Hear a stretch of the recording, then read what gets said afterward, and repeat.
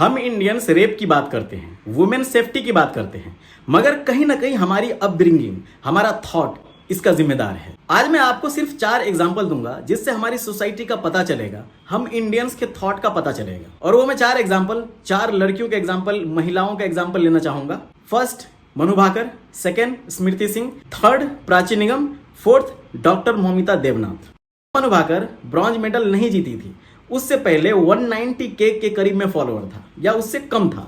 मैं 190K के करीब में फोटो लिया हुआ था, जो अब 16 लाख है। But Manu Bhaker Paris Olympic से पहले world championship, Asian games, world cup और दुनिया भर के बहुत सारे टॉप गेम्स में 24 गोल्ड मेडल जीत चुकी हैं। जी हाँ, 1-2 नहीं, 24 गोल्ड मेडल। शायद आपको नहीं पता होगा, अभी आश्चर्य लग रहा होगा। 5 silver medal and 3 bronze medal जीत चुकी हैं, मगर किसी ने इनका नाम नहीं जाना। अगर क्रिकेट में हम कोई बायलैटरल सीरीज भी जीत जाते हैं तो इसका मतलब इनके सारे गोल्ड मेडल से भी ना हजारों करोड़ों गुना ज्यादा लोगों को पता होता है और हम जानते हैं। लेकिन चलो, फाइनली पेरिस ओलंपिक के बाद लोगों ने इनको जाना तो सही एंड पूरे देश का सपोर्ट भी मिला, ये खुशी की बात है। लेकिन यहाँ एक लोचा है, इनको प्यार कुछ ज्यादा ही मिल गया। आप लोग बोलोगे कि प्यार तो प्यार होता है, ज्यादा या कम की क्या बात है, तो मैं डिफरेंस बताने वाला हूँ। लोग इनके ब्रॉन्ज मेडल जीतने पे कम प्यार किए, बल्कि इनकी खूबसूरती से ज्यादा प्यार किए। अगर आप लोगों को बिलीव नहीं होगा तो अभी मैं एग्जांपल देने वाला हूँ, टेंशन मत लीजिए। लोग कहने लग गए कि मनु भाकर इतनी सुंदर है कि 10 एक्ट्रेस को अकेले खा ले। अब मनु भाकर नेशनल क्रश बन गई। चलो, यहां भी कोई दिक्कत नहीं है, लेकिन इसका मतलब आगे समझ में आएगा जो मैं बताने वाला हूं। स्मृति सिंह, जो शहीद कैप्टन अंशुमन सिंह की वाइफ है, इनके बारे में आप जानते ही होंगे। जब इनको कीर्ति चक्र दिया गया तो वो वाला फोटो बहुत ही वायरल हुआ इंटरनेट पे, और बहुत अलग अलग तरीके से वायरल हुआ, ये भी आपको पता होगा। और लोग इतने बेशरम है कि इनके आंखों में आंसू नहीं देखा। इनको ये नहीं देखा कि इनके हस्बैंड देश के लिए जान गंवाए हैं, लेकिन बदले में लोगों ने क्या क्या किया। लोगों ने इनके पोस्ट पे कमेंट किया कि आप क्यूट हो, मेरे से शादी करोगे, वगैरह वगैरह, पता नहीं क्या क्या। एंड ये वाला कमेंट तो आप देखे ही होंगे, लोगों ने गालियां तक दी, पता नहीं क्या क्या बोला। इस कमेंट के बारे में तो मैं पिछले वाले वीडियो में बात भी किया हुआ था। लेकिन लोग कितने मेंटली सिक हैं वो आगे और पता चलेगा।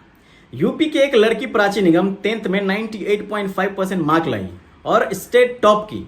तब लोगों ने इन्हें अगली कहा, मूछ वाली कहा, कम से कम सेव कर लेती ये कहा, लड़की के जैसे नहीं लगती, तुमसे शादी कौन करेगा, फलाना ढिमकाना, पता नहीं इनको क्या क्या बोला गया। और सेम कोलकाता डॉक्टर मौमिता देवनाथ, जिनको रेप किया गया, मर्डर किया गया, उसके बारे में लोग अगली बोलते हैं और खुद को कूल समझते हैं। कहते हैं कि ये लड़कों को हो क्या गया है, वो भी 10-10 लड़कों को क्या हो गया है कि एक अगली लड़की के पीछे ऐसे किए, एक अगली लड़की के पीछे भागे। आप सोच सकते हो कितनी गिरी हुई सोच है और कैसी इनकी परवरिश हुई होगी। मतलब हम लोग मेडल जीतने वाले को इज्जत नहीं देते हैं, इज्जत देते हैं उनकी खूबसूरती पे। स्टेट टॉप करने वाले को ट्रोल करते हैं, उनका बेइज्जत करते हैं क्योंकि वो आपके हिसाब से सुंदर नहीं है। और इन बेवकूफों ने तो एक शहीद के वाइफ को भी नहीं छोड़ा, एक लड़की जिसका रेप एंड मर्डर हुआ उसको भी नहीं छोड़ा। हम बदलाव की बात करते हैं, दूसरे पे उंगली उठाते हैं।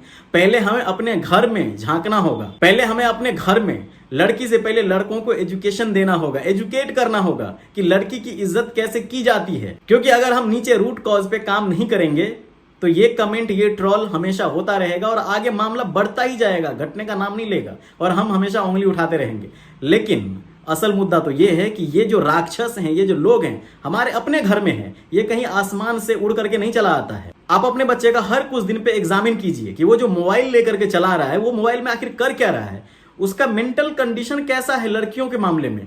प्लीज, ये हमारी घर की बात है, ये कहीं बाहर नहीं हो रहा, हमारे घर से ही कमेंट हो रहा है। हम अपने बच्चों को बदसूरत एंड खूबसूरत का असल मतलब सिखाएंगे तो ये वाला जो मुद्दा हो रहा है ना, वो नहीं होगा। इसीलिए इन्हें डिफरेंस बताओ कि एक शहीद के वाइफ को कैसे इज्जत देना चाहिए, एक स्टेट टॉपर को कैसे इज्जत देना चाहिए, एक मेडलिस्ट को कैसे रिस्पेक्ट देना चाहिए। एंड जिस लड़की की आबरू लूटी गई है, उनके साथ इतना घिनौना कांड हुआ है, मारा गया है, उसको किस नजर से देखना चाहिए और कैसी इज्जत देनी चाहिए। क्योंकि अभी मैंने जस्ट बताया कि ये ट्रोल करने वाले, बदसूरत बोलने वाले, मजाक उड़ाने वाले, ये कहीं आसमान से नहीं आते, हमारे और आपके घर से आते हैं। इसलिए बाहर उंगली उठाने से पहले आप अपने घर में देखो कि क्या आपके जो बच्चे हैं वो सही राह पे चल रहे हैं। क्योंकि ये जो राह है वो बाद में भी ऐसे ही रहेगा, ऐसा नहीं है कि कल सुधर जाएगा। वो बचपन में जैसा रहता है, धीरे धीरे धीरे धीरे और बढ़ता ही जाता है। अगर हम अच्छे वे में लेके जाएंगे तो बचपन से लेकर के बाद में भी ये अच्छे कंडीशनिंग में ही जाता जाएगा। क्या बताऊं यार, मैं जो ये देख रहा हूं आजकल, इतना